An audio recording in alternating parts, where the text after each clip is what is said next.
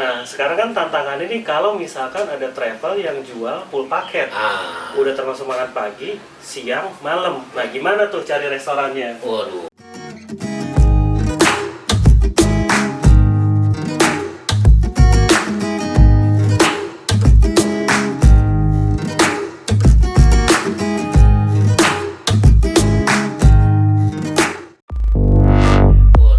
Nah, apalagi on the spot ya, bro. Ini on the spot nih. Jadi kalau travel begitu ya, yang travel halal kebanyakan. Memang kan yang main travel halal ini kebanyakan travel umroh juga ya, umroh haji juga. Jadi dia mencoba untuk destinasi konvensional lainnya, tapi judulnya halal, ya kan? Dan full package, makan siang, makan malam. Kita sebagai tour leader dibekelin uang, ya dibekelin uang buat bayar makan siang, malam, makan pagi, siang, malam itu. Kayak orang kaya ya? Ya, jadi pagi itu kita bayar on the spot di hotel, ya. Nah, tetapi belum ada reservasi restoran untuk makan siang atau makan malam dan makan malam. Gimana tuh? Jadi, jadi mereka juga udah lepasin semuanya ke kita. Nah, mungkin bisa bayangin ya, saat tour leader membawa rombongan dalam jumlah besar, anggaplah paling dikit 25 orang gitu ya, dibekali uang, lalu harus cari restoran halal. Ini spesifik halal nih. Kalau restoran yang Chinese apa segala macam banyak, ini spesifik halal. Membawa segitu banyak orang ke Eropa, dan ini harus muat makan sekaligus. Gimana tuh? karena kan apalagi Eropa Timur, Bang Jo ya. Betul. Karena kita tahu emang Eropa Timur tuh influence-nya tuh dari Turki kali ya, gitu. Betul, karena dari Turki, kita tahu kan dulu waktu pas Utsmani atau Ottoman Konstantinopel sudah mulai dijatuhkan, gitu kan. Konstantinopel itu Turki, Istanbul kalau sekarang, ya yang lagi rame nih, Hagia Sophia. Nah, sejak tahun 1453 Konstantinopel runtuh. Nah, ini mulai memekar nih, ya, mulai melebarkan ke Eropa, kekuasaan sampai ke Eropa. Salah satunya ini sampai ke Eropa Timur. Nah, makanya banyak banget sih influence baik itu dari arsiteknya ataupun makanannya yang berciri khas Timur Tengah atau Turki. Nah, sekarang restoran Turki kan banyak tuh. Banyak, tapi nggak semuanya halal juga, bro. Nah, ini dia nih, restoran Turki, kebab, nggak semuanya halal. Gimana tuh, Bang? Contoh kayak di Berlin dulu ya. Di Berlin dulu di Hauptbahnhofnya, stasiun depan, stasiun kereta, itu kebetulan dekat dengan kedutaan Indonesia ya, seberangnya. Itu ada kebab, jual kebab Turki. Tapi alhamdulillah dia juga pedagang itu jujur, bro. Bilang ya. Bilang, ya. Ini kita memang kan kelihatan mungkin ya Muslim dari Indonesia, bla bla bla kita bicara. Dia bilang ini sorry ini tidak halal. Tidak halal. Nah, kita bingung kan, kok tidak halal? Tapi kan bukan, padahal kan dia tidak menjual babi. B2 ya, tidak menjual B2. Tapi dia bilang, ya kita dapetin dagingnya ini bukan di tempat pemotongan halal. Ini restoran kebab Turki ya? Kebab nggak halal ya? Itu memang tidak halal. Nah itulah, bro ya. Jadi sebelum berangkat ya, aneh udah googling restoran yang benar-benar ada apa halalnya atau tidak. Kadang-kadang memang ada tamu bener yang strict, ya strict, apalagi yang tamu mungkin setengah-setengah ustadz lah, ya setengah-setengah kiai dan lain sebagainya yang benar-benar strict harus ada logonya halal. Nggak mau meragukan ya? Nggak mau. Nah itu, jadi sampai di sana baru kita eksekusi. Jadi hari pertama ini yang paling jadi tantangan nih pas hari pertama, bro. Karena hari pertama sampai kita belum ada waktu kan buat booking. Oh iya, benar. Belum ada waktu. Booking di Indonesia kan beda waktunya berapa lama, ya kan? Nah itu tantangan paling pertama itu yang luar biasa sekali pas kita sampai.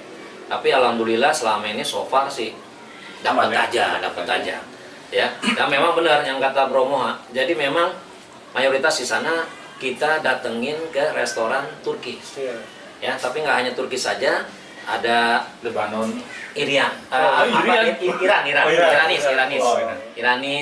Lebanon ada, tapi aneh belum pernah coba, tapi ada. Sama ya Indian ya tadi ya.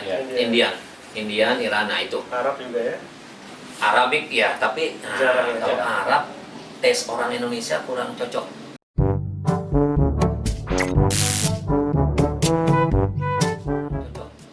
Mana begitu ya? Rempah-rempahnya ya. Karena aneh tuh biasa aneh over dulu ke mereka. Mau Bapak nggak? Ibu, saya dapat restoran bla bla bla ini Turki bla bla begini atau Arabik ini cocok apa enggak? Karena kan memang ini kita on the spot. Iya. Jadi supaya tamu-tamu juga merasa cocok lah ya. Maksudnya kalau Turkis kan mungkin di Indonesia juga ada ya. Relatif Ya, ya. relatif Tesnya juga. masih itu ya. Udah banyak lah. Nah, jadi akhirnya ya kita ajak ke restoran Turki aja. Nah ini dia nih, makanya tantangannya tadi yang Bang Jo bilang nih benar-benar harus dihalal. Yang namanya restoran Turki kebab itu belum tentu semuanya Belum halal. tentu. Jadi harus dipastiin dulu Betul. ke restorannya. Kalau bisa kita tanya, benar-benar tanya ke restorannya bilang ini halal atau tidak gitu. Karena restoran Turki tuh di Eropa tuh sama menjamur di mana-mana. Betul. Ya, ada di setiap kota tuh ada. Tapi Iya. halal apa enggaknya itu harus ditanyain. Nah sekarang selain dari halalnya, ini dari cita rasanya nih. Nah orang Indonesia Orang Bang Jo, Indonesia. nah ini dia nih seru nih. Ini seru nih, orang Indonesia itu kalau makan paling nggak harus ketemu nasi. Nah gimana tuh Ya, itu, nyiasatinnya? ya itu dia kan kalau apa namanya Turkis gitu kan dia pasti ada nasi bro. Ya. Ya kita kan Turkisnya yang set menu ya, Oke. set menu. Jadi bukan hanya apa doner ya. Butter rice ya, butter rice. Ya ada nasinya juga seperti itu. Memang menunya ya satu-satu lah, pilihan satu seperti itu. Jadi mereka tetap bisa mendapatkan nasi, tetap bisa memakan nasi. Indian juga Anda Ada pernah nasi, yang bawa penting ada ada nasi, nasi. Ya seperti di Salzburg itu Indian itu lumayan tuh, alhamdulillah enak. Kemudian di mana di Vienna, Vienna. ya dekat sama Opera House tuh di belakang itu juga malah itu prasmanan. Oh prasmanan. Ada, Wih. Prasmanan. Tapi memang tidak terlalu banyak. Iya. Tapi prasmanan kita jadi bebas lah mau makan seperti itu. Iya, jadi memang apa yang aneh tahu ya, kalau misalnya di Eropa pertama kaidah halal itu buat orang Eropa ya, khususnya yang bukan Muslim gitu. Mereka nggak tahu kalau seandainya yang penting orang Islam tuh Tidak makan nggak makan dua. daging Iya, itu udah boleh gitu ya. Itu. Jadi mau disandingin apa segala macam Iya. nggak apa-apa loh, nggak apa. Betul. Nggak, ini yang penting Anda jangan makan babinya gitu kan. Nah, tapi sebenarnya bukan begitu. Karena ada kalau yang pernah aneh alamin, memang kalau ada yang benar-benar menjalankan artinya syariat Islam gitu ya, dia pasti nanya tuh halal gimana. Tapi yang aneh tahu balik lagi gini, restoran di Eropa meskipun halal ya, dia tetap jualan yang namanya minuman. Betul. Alkohol. Do me a favor, please. Get out of here. Get out of here, man. Ya, wah, Ya? ya. Kenapa? Karena memang itu budaya mereka. Betul. Jadi masuk ke dalam satu syarat. Kalau Anda mau buka restoran halal, tetap yang namanya alkohol, wine, bir harus jual. Karena mereka nggak minum air putih. Minum air Atau putih. teh kayak kita, Gitu, ya kan? gitu ya. Nah cuma, Anda pernah ngomong sama satu guide di Spanyol, dia bilang gini, bro, ente nggak usah khawatir, ya, khususnya di persoalan makan. Kalau seandainya susah makan yang cari halal, paling nggak minimum cari seafood. Ya, Gitu kan? betul. Seafood kan? Ya, yang aman lah ya. Aman lah paling nggak, karena tidak disembeli dan lain-lain sebagainya begitu. Nah tapi juga masalah penempatannya, ya kan? Kalau seafood rata-rata jarang tuh ditaruh disamain sama daging merah, Disandingin ya. disandingin. Dicampur tuh nggak bisa. Pemasaknya juga, Ya. wajahnya dan lain sebagainya. Karena seafood itu paling mudah terkontaminasi, Betul. gitu kan? Cuma problemnya adalah kalau seandainya kita baru pertama kali ke satu kota terus bawa halal, dan kita tahu bahwa restoran di Eropa turun bis sama ke restoran jauh Iya betul, jauh itu. kegang Luar biasa, jauh. itu gimana bro? Ya intinya ini ya bro ya apa informasi lah. Harus jelas. Jadi GPS pasti ya. bukan sebelum berangkat, aneh sudah brainstorming tamu-tamu aneh satu-satu aneh teleponin. Ya kalau memang kondisinya ya seperti itu. Jadi jangan berharap turun bis itu langsung nyebrang Restoran. udah ada restoran. Iya. Ya turun bis itu ada apa objek wisata ya untuk Eropa, apalagi buat tamu-tamu yang baru pertama kali kan. Okay. Ya. Nah itu memang wah itu tetap aja memang karena Indonesia kan luar biasa apa namanya istilahnya kolokan ya. Kalau bisa ada Kolokan. ojek, Di mana? ya. Iya, gimana ya? Kalau di sini kan biasa mereka turun naik mobil lah, ya, atau turun naik motor. Di sana jalan, ya? minimal kita jalan 1 kilo, minimal itu. Ya, jadi kalau di Eropa Timur sehari itu kalau walking tour ya biasa, apalagi di 15, Budapest bro, Yes. Budapest ya. Cek ke Praha. Ya, Praha, nah, kemudian kalau ke Ceski, ya kan, Belum loh, itu. ya? Atau waktu itu Ane pernah, nah Budapest bener. Waktu itu Ane mau ajak makan di restoran halal, apa ya, Indian, apa, Persia, Oh, Persia. Persia, di daerah Vaci Uca. Ah.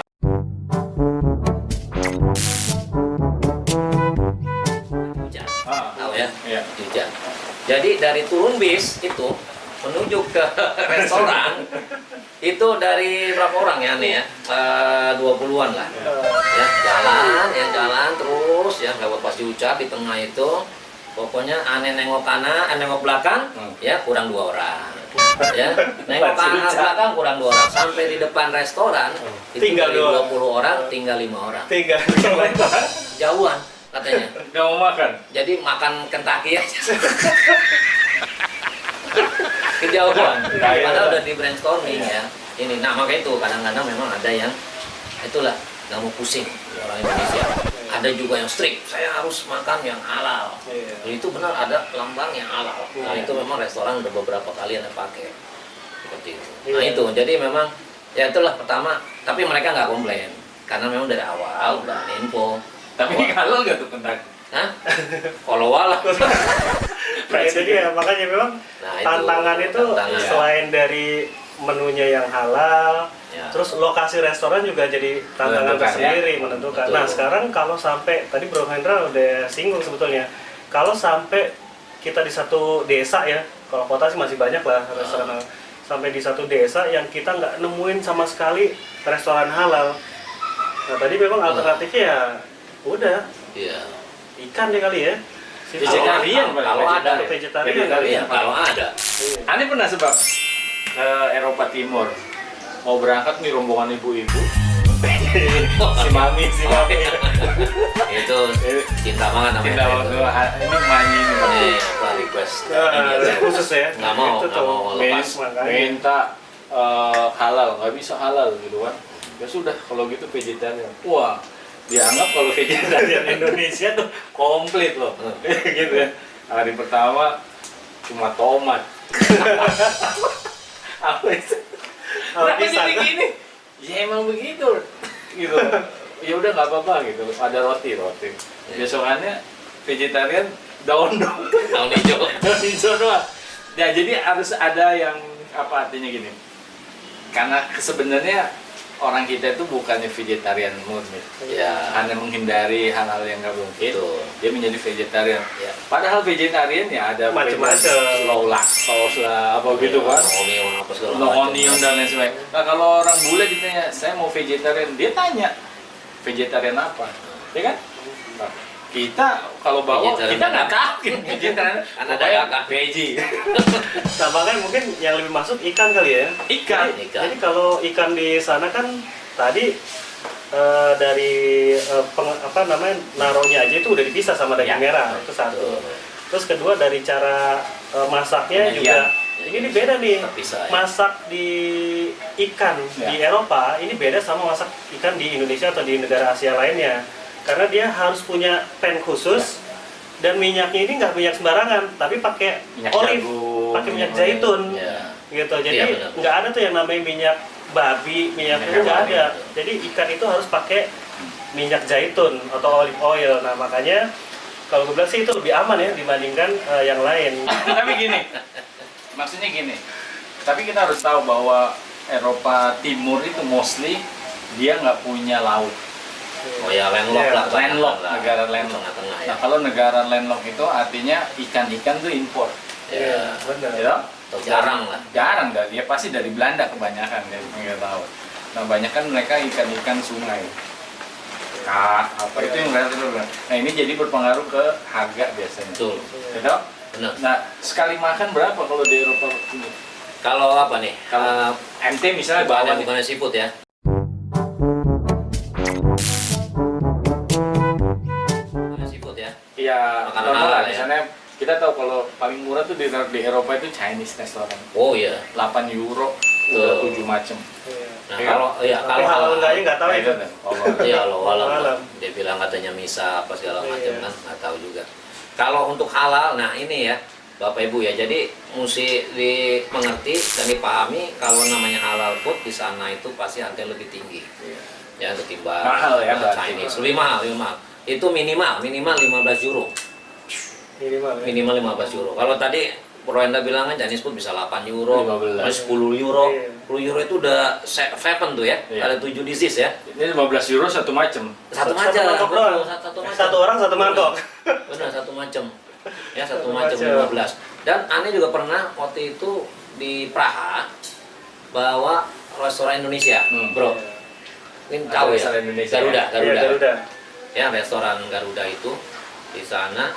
Tapi memang jujur, dia juga jujur ya. Dia belum ada logo halal. Iya, artinya materialnya ya, bahan makanannya ya. Iya, belum ada. Tapi dia tidak jual B2. Oh, oke. Dan dia tidak jual wine. Oh, oke. Karena memang yang makan di sana kebanyakan orang kedutaan kita. Jadi rekomendasi dari orang kedutaan. Betul, orang kedutaan. Yang kedutaan. Restoran Garuda ya. Garuda. Ya, nah itu, wah luar biasa. Itu jalan kakinya juga sekitar 2 kilo. Dari Turun bis. Masya Allah, 2 kilo. 2 kilo turun bis. Ya, turun bis. Gimana Tapi kalau sampai di winter? sana, Masya Allah, itu luar biasa. Tamu-tamu happy. Mas. Enak ya. Karena gado-gadonya ya benar-benar. Kokinya tuh orang Bandung ya, masalah ya, orang Bandung ya. Itu taste-nya itu benar-benar sama. Ya kita tahu di Cocok lah, cocok lah. Cocok ya. Sekarang gini nih, itu kan kalau misalnya restoran ya kita tahu nih jaraknya kan lumayan jauh. Jauh. Ada yang 500 meter, ada yang 1 kilo, bahkan tadi ada yang sampai 2 kilo. Iya, 2 kilo. Itu kalau dalam kondisi normal. Nah sekarang gimana kalau misalkan dalam kondisi winter, musim dingin? Nah nanti kita bakalan balik lagi ngobrolin itu. Yes. Jadi jangan kemana-mana, pantengin di vlog ini bareng Bang Jo. Gitu Pak ya. Oke, ciao.